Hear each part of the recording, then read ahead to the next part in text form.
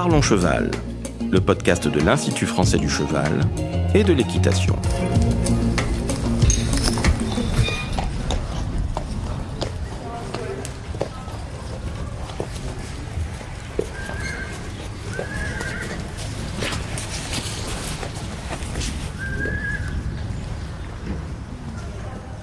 Bonjour, je suis Laurent Vigneault de l'Institut français du cheval et de l'équitation.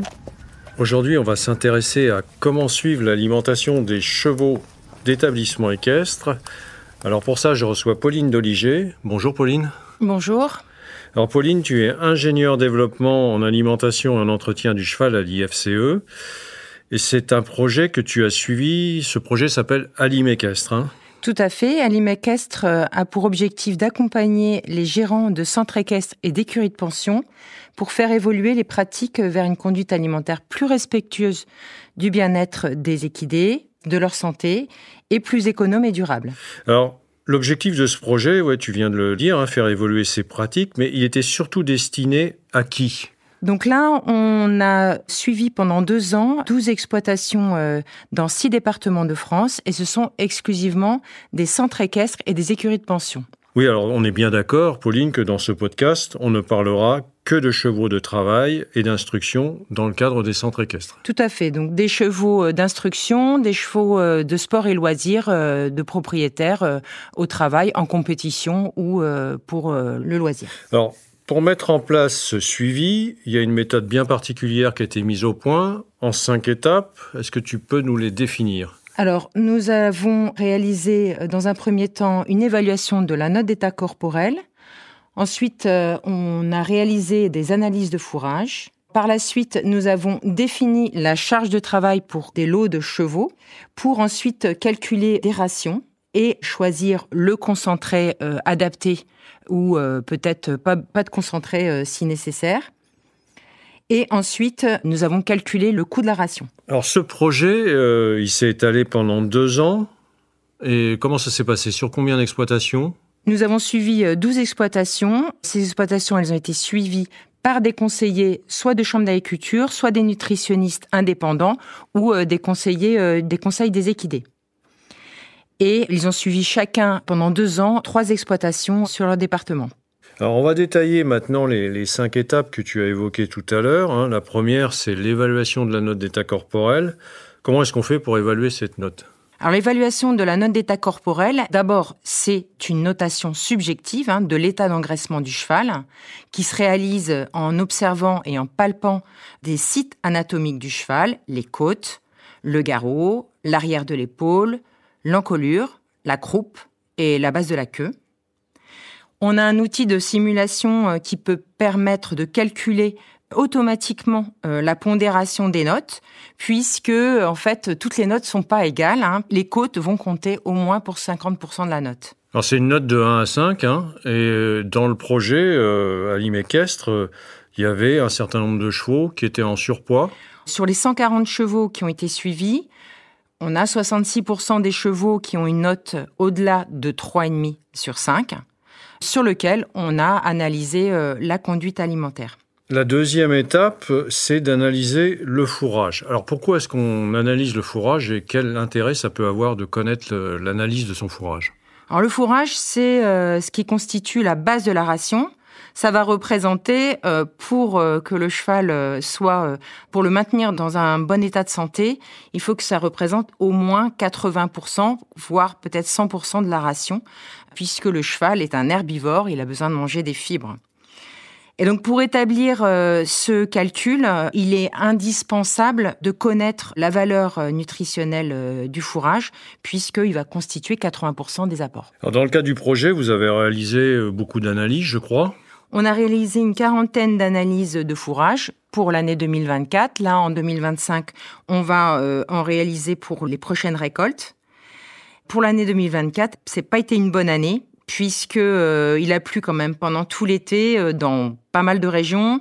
Les fourrages ont été récoltés plutôt tard. Et plus les fourrages sont récoltés tard, plus ils sont ligneux et montés en épis, et plus la valeur protéique va être faible. Donc, ce qui se passe, c'est qu'on va avoir des valeurs protéiniques assez faibles. C'est ce qu'on a observé pour l'année 2024, avec des taux qui ne dépassaient pas parfois 10 grammes de matière azotée digestible cheval, alors que la moyenne est plutôt entre 30 et 60. Donc c'était quand même très bas. D'où l'intérêt de faire l'analyse de fourrage, parce qu'on peut avoir cette forte variabilité. Tout à fait. Et c'est un vrai problème pour équilibrer les rations. Et du coup, on est obligé de complémenter avec des concentrés riches en protéines. Et c'est pas facile d'équilibrer, surtout pour des rations de chevaux qui sont à faible besoin, parce qu'en fait, il ne faut pas augmenter le niveau d'énergie, mais il faut quand même complémenter en protéines. Donc, c'est pas toujours facile. Justement, tu évoques le besoin. Donc, pour connaître ce besoin, je pense qu'on va passer à l'étape 3, qui est de définir la charge de travail. Tout à fait. Les besoins recommandés, qui ont été référencés par l'INRA, avec des tables de recommandations, ils ont été mis au point en mesurant, pour le cheval au travail en tout cas, l'effort sur la durée et aussi l'intensité au cours de la séance de travail et aussi la fréquence des séances au cours de la semaine. Donc tout ça fait que on va pouvoir, avec ce cumul de temps de travail et d'efforts, de définir des niveaux de besoin, entretien, travail très léger, travail léger, modéré, intense, très intense. Oui, on va de entretien à intense. Alors, tu as des exemples à nous donner pour qu'on, concrètement, on revoie ce que ça représente ? Donc, par exemple, pour un cheval qui va travailler 1 à 2 heures par jour, 3 à 5 fois par semaine, ce qui représente à peu près le cheval de propriétaire, et qui va faire une séance avec 40% de pas, 40% de trot et 10% de galop, par exemple, on est plutôt sur un travail léger, même si le cheval va faire des efforts pour sauter 1m30 par exemple, sur une séance par semaine. Alors qu'on a souvent tendance à penser que c'est plus intense que ça, quoi. Tout à fait, on pense que le cheval est au travail intense parce que il fait un effort important, sauf que tout est dans la durée et dans la fréquence de travail sur la semaine. Alors justement, un exemple de travail intense, c'est quoi ? Donc un cheval de course ou un cheval de concours complet de niveau 2 étoiles qui réalise, lui, plusieurs séquences de travail par jour, ou alors 1 heure de travail mais à grande vitesse, ou alors pour un cheval d'endurance, par exemple, qui va faire plus de 12 heures d'endurance par semaine, avec 10% de pas, 30% de trot et 50% de galop, par exemple. Là, on est vraiment sur un travail intense. Et si on surestime cette charge de travail, on risque d'induire quoi ? Alors, si on surestime par rapport aux apports énergétiques qu'on apporte dans la ration, le cheval va prendre du poids. Et inversement, si la charge de travail est importante et que le niveau énergétique des rations est insuffisante, évidemment, le cheval va finir par maigrir. Et dans le projet, vous avez constaté quoi en règle générale ? Alors, pour les chevaux de propriétaires, sur quelques exploitations pilotes, on a constaté des rations qui étaient conséquentes en concentré, alors que l'activité physique n'était pas forcément importante et que les notes d'état corporel étaient supérieures à 3,5 sur 5. Donc pour ces chevaux, avec un calcul de ration, on a pu faire baisser les quantités de concentrés distribués. Alors on y vient justement. On rappelle les 3 premières étapes. On a évalué la note d'état corporel, on a analysé le fourrage, on a défini la charge de travail. Maintenant, on va calculer la ration pour s'adapter effectivement aux besoins du cheval et choisir la quantité de concentré adaptée. C'est ça. Il s'agit de choisir le concentré adapté au fourrage utilisé par l'exploitation. Donc, d'où l'intérêt de faire des analyses de fourrage et de le faire à chaque saison, parce que forcément, on va avoir des valeurs alimentaires qui vont varier. Oui, on l'a dit tout à l'heure, ça varie énormément. Oui. Voilà. Et du coup, il va falloir adapter le concentré au fourrage et pas l'inverse, parce que c'est plus compliqué d'adapter le fourrage une fois qu'on l'a récolté. Bien sûr. Alors, lorsque des chevaux ont une note, par exemple, supérieure à 4, qu'est-ce qu'on fait ? Alors, pour des chevaux qui sont plutôt en surpoids, l'objectif d'abord, c'est d'arrêter la distribution des concentrés du commerce. On veillera toutefois à ce qu'il n'y ait pas de carence en protéines. Effectivement, si par exemple on a des fourrages qui sont un peu faibles en protéines, on pourra peut-être apporter un peu de lusam par exemple. Mais aussi maintenir l'apport en minéraux et en vitamines en ajoutant un complément minéral vitaminé. Même si on ne donne pas de concentré du commerce. Oui, parce qu'on peut très bien monter un cheval, finalement, qui ne mange que du fourrage. Tout à fait. Des articles scientifiques ont montré qu'on pouvait tout à fait nourrir des chevaux avec 100% de fourrage. Bon, après, avec des fourrages de très bonne qualité. Oui, bien sûr. Des chevaux de compétition de haut niveau. À l'inverse, pour des chevaux qui ont un très fort besoin, qu'est-ce qu'on va leur donner comme alimentation ? Alors pour les chevaux avec de forts besoins, donc vraiment le cheval au travail intense, souvent il est nourri avec un concentré riche en énergie et souvent avec des taux de céréales importants. Qui dit taux de céréales important dit teneur en amidon relativement élevé. Et on sait très bien aujourd'hui que 80% des chevaux de haut niveau, que ce soit en sport ou que ce soit en course, ont des ulcères. Et ces ulcères, ils sont provoqués justement par des taux d'amidon très élevés dans les rations de concentré. Oui, là on rejoint la problématique de santé et de bien-être pour les chevaux, effectivement, attention. Ouais. Pour les jeunes chevaux qui sont plutôt en croissance, en développement, là il faut aussi adapter l'alimentation. Donc pour les jeunes chevaux, un concentré type élevage qui va être évidemment avec des taux de protéines un peu plus élevés, proportionnellement aux chevaux adultes, sera plus adapté. Alors maintenant, on arrive à la dernière étape, qui est le calcul du coût alimentaire. On arrive sur l'aspect économique. Qu'est-ce qu'a donné le projet à ce niveau-là ? On a calculé des rations qui étaient souvent excédentaires et notamment pour des chevaux en surpoids. Et on a proposé comme solution de réduire déjà la quantité de concentré, ce qui a permis de faire des économies pour l'exploitation à l'année. De quelle ampleur était cette réduction ?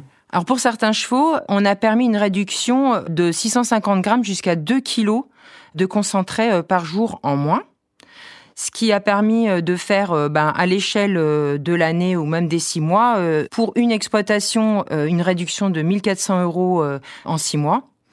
Et pour une deuxième exploitation, on a calculé jusqu'à moins 15% de charges alimentaires annuelles, alors qu'on sait que l'alimentation correspond à 30 à 40% des charges de l'exploitation. Oui, ce qui est quand même très conséquent sur l'aspect économique. Le coût moyen d'une ration par cheval, il est de combien à peu près par jour ? Donc là, dans le projet Alim'Équestre, on a calculé des coûts alimentaires journaliers qui allaient de 1,6 à 3 € par jour. Ouais, donc ça peut être du simple au double. C'est ça, ouais. Alors Pauline, on voit bien l'intérêt de cette méthode, à la fois sur l'aspect économique, à la fois sur l'aspect bien-être du cheval. Mais si on veut la mettre en pratique dans sa propre exploitation, de quels outils va-t-on disposer pour le faire ?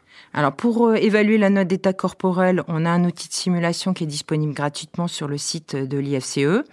Donc on peut l'utiliser en routine de façon pratique. Il faut quand même le réaliser régulièrement sur les chevaux. Pour les analyses de fourrage, on dispose d'une fiche technique qui précise comment réaliser une analyse de fourrage. Et généralement, dans chaque département, on a un laboratoire agronomique qui permet de faire analyser ces fourrages. Pour le calcul de ration, l'outil de simulation qui est aussi gratuit sur notre site de l'IFCE propose des rations équilibrées pour tout type de chevaux. Oui, alors tous ces outils, on les mettra en lien dans la description du podcast.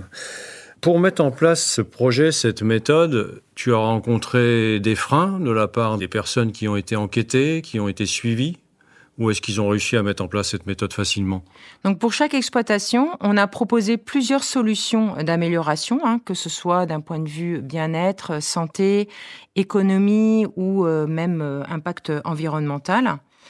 Parmi les solutions que l'on a proposées aux exploitants, certaines ont été adoptées, comme la réduction de concentré pour un lot de chevaux, par exemple.